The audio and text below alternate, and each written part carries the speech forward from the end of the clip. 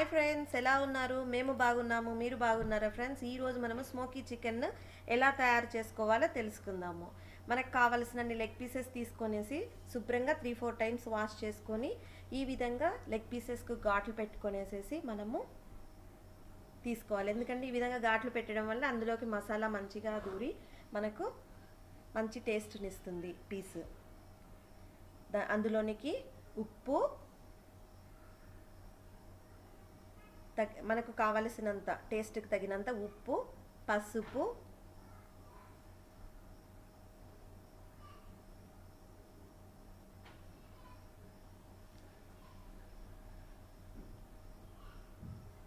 కారపొడి, రుచికి తగినంత. స్పైసీ కావాలనుకున్న వాళ్ళు ఎక్కువ వేసుకోవచ్చు. ధనియాల పొడి అండ్ గరం మసాలా, పెరుగు, ఒక స్పూన్ సరిపోతుందండి, 1 టేబుల్ స్పూన్. అల్లం వెల్లుల్లి పేస్ట్ ఒక అర స్పూన్. హాఫ్ నిమ్మ చెక్క ఈ విధంగా స్క్వీజ్ చేసుకొని మొత్తము నీట్గా మిక్స్ చేసుకోవాలి. దీనిని మనము 3 to 4 అవర్స్ ఫ్రిడ్జ్లో ఉంచుకుంటే చాలా బాగుంటుంది, ముక్కకంతా పట్టుతుంది.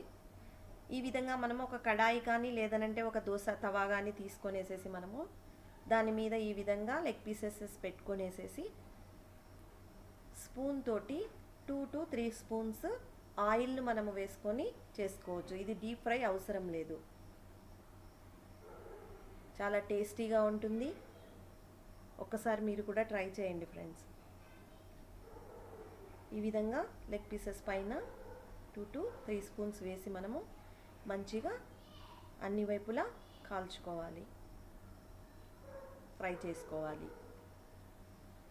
ఈ విధంగా ఫ్రై అయినటువంటి వాటిని మనము ఏం చేయాలో చెప్తాను. ఇలా అన్ని వైపులా మనము ఈవెన్గా ఫ్రై చేసుకోవాలి. చాలా టేస్టీగా ఉంటుంది ఫ్రెండ్స్. ఒకసారి ప్రతి ఒక్కరూ ట్రై చేయండి. నా సబ్స్క్రైబర్స్ అందరూ, నాన్ వెజ్ తినే వాళ్ళందరూ.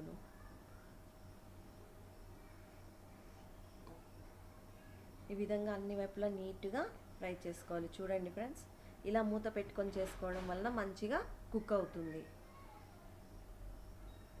పీస్ మొత్తం నీట్గా పర్ఫెక్ట్గా కుక్ అవుతుంది. ఈ విధంగా చూడండి, చూడంగానే నోరు ఊరుతుంది, తినాలనిపించేలా అనిపిస్తుంది. ఈ విధంగా ఒక 10 to 12 మినిట్స్ మనము సిమ్లో పెట్టుకొని ఫ్రై చేసుకుంటే ఈ విధంగా అవుతుందండి.